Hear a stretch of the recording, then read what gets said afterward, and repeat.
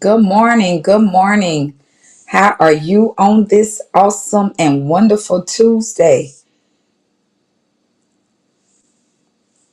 As you just begin to come in, just share and tag and share and let somebody know that I am on with Quick Word Tuesday.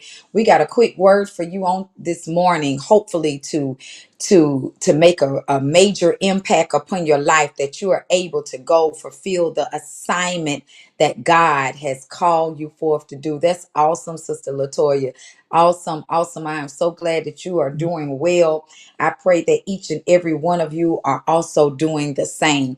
On today, I want you to just drop in the comments, I hear a sound. I hear a sound. I hear a sound. I was sharing with my church on this past Sunday. I came from First Kings 18th chapter. Bless you, Sister Anita. I came to them from First Kings, the 18th chapter, starting around the 41st verse.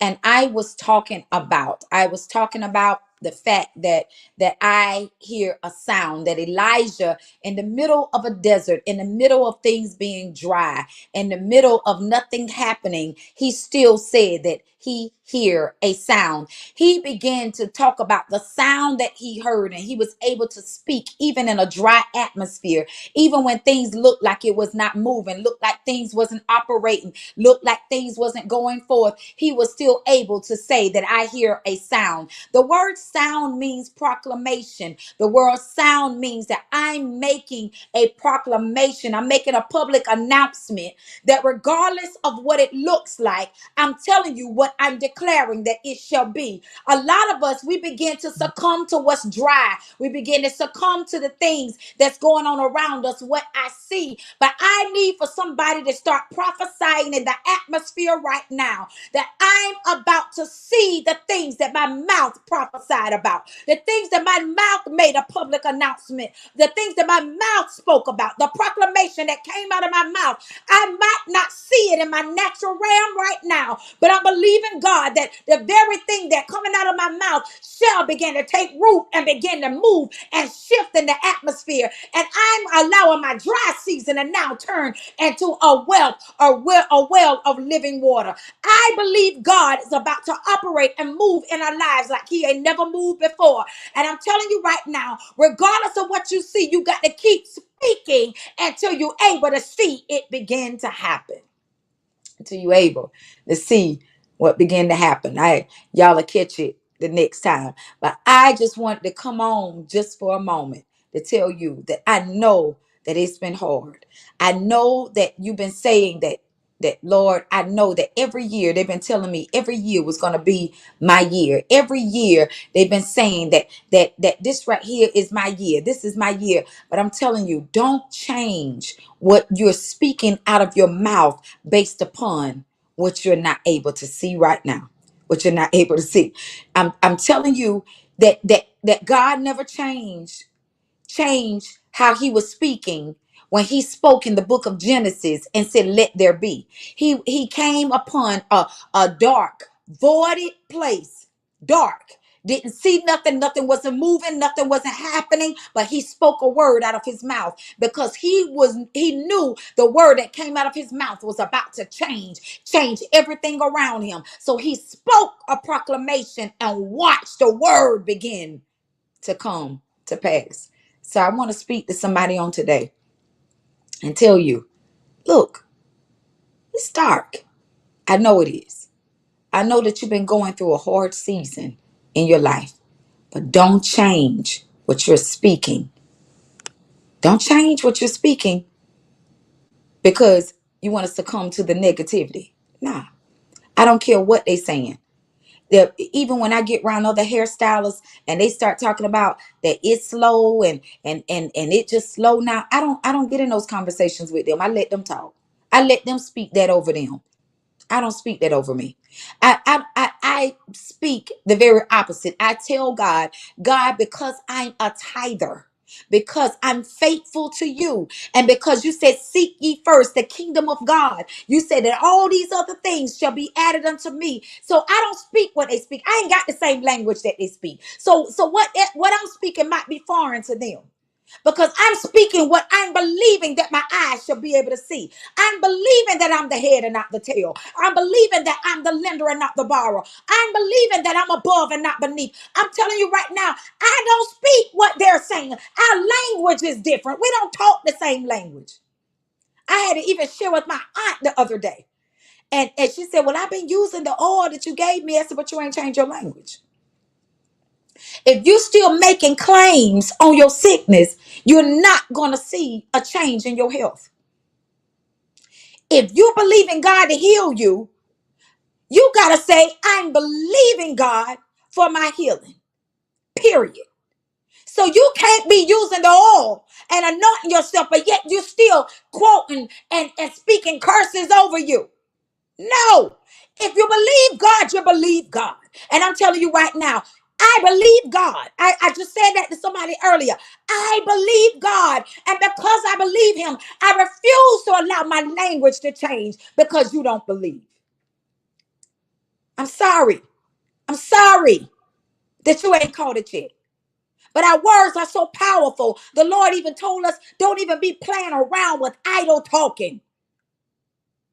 Making gestures, saying things that and I was just playing. No, I don't even play about being broke. Listen, my bank account might not yet look like what I want it to be, but I'm not speaking that I'm broke. I'm not speaking poverty over me. The devil is a liar.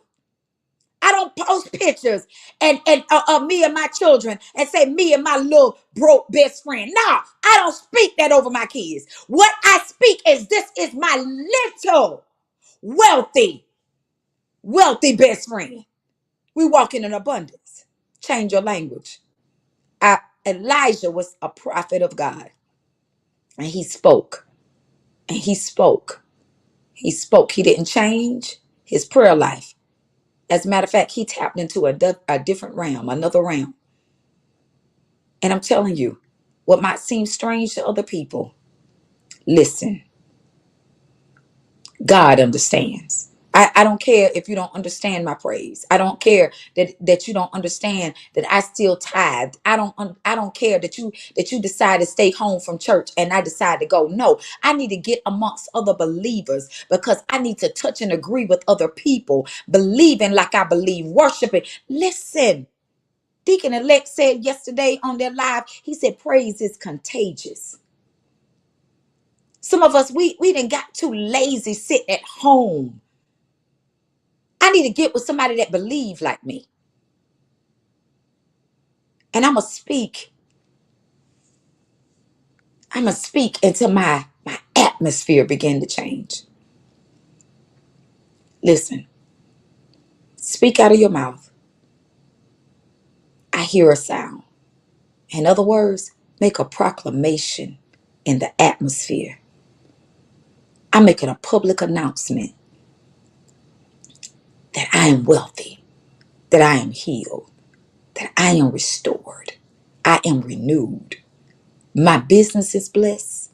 I'm telling you, I'm running a millionaire business. My church, my church is a mega ministry. There, people, I don't even have enough seats for all the people that's trying to get in my church.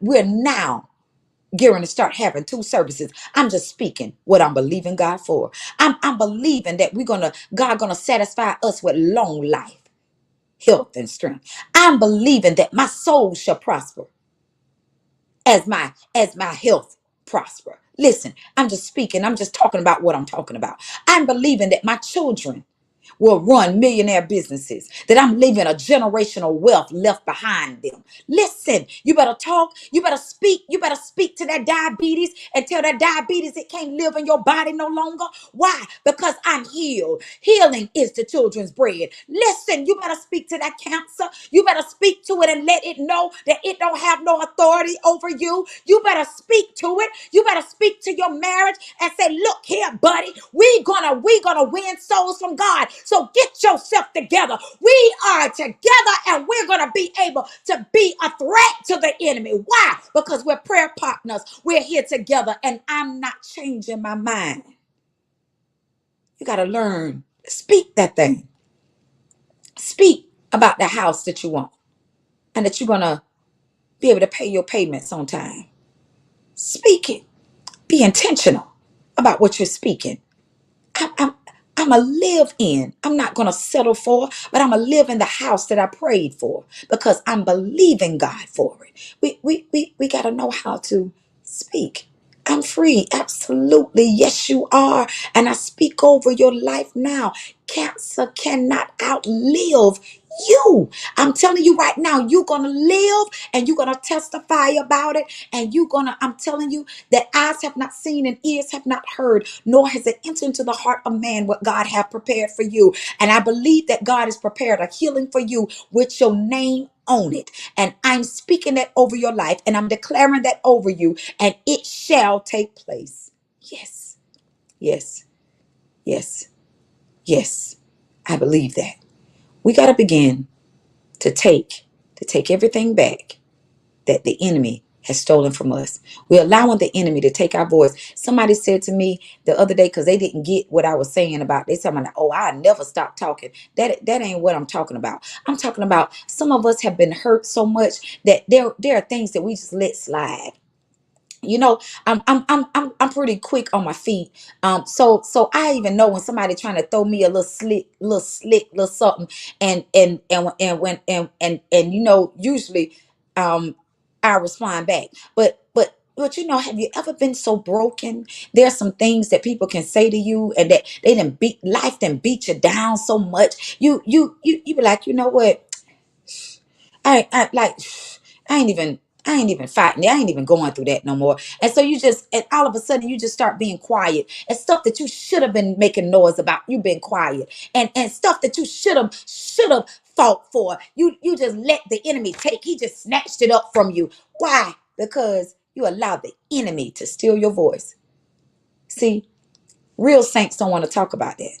They've been going to church, sitting on the second pew for 20 years, and they ain't got no real deliverance shit. They've been going to the same boring church that ain't been speaking no real deliverance over their life. And they just been there because their mama and their aunties go there, and their cousins them and their grandma them, and none of them ain't delivered, and they all gonna die not delivered, and you still trying to stay there. Listen, I want to talk to the folk and let them know you better change your language and you better get in the right atmosphere. I just spoke to my church on this past Sunday. Listen, there is a dangerous place to be out of the will of God, yes, and also without having a covering.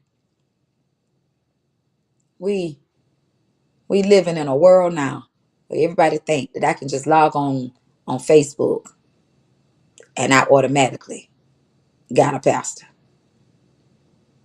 No, I'm automatically in his will because I listened to somebody else's sermon that they spent time with God. No, no.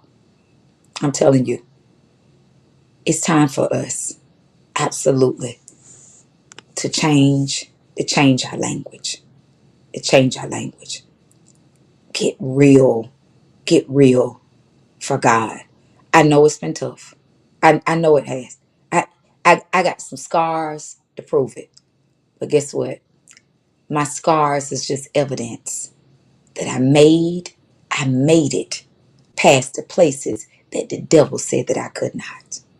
I'm telling you, I'm going to live to see it happen.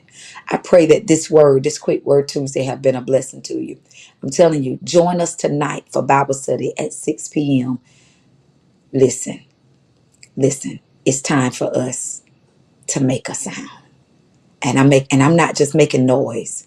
I'm making a sound because I want to disturb hell and let hell know that you threw some cheap shots at me.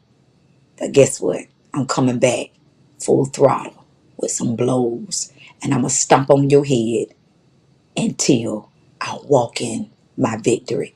God bless you. May heaven smile upon you. I see you tonight. 117 Darlington Avenue. Come, show up. And I'm telling you, the oil is in the building. I love you guys.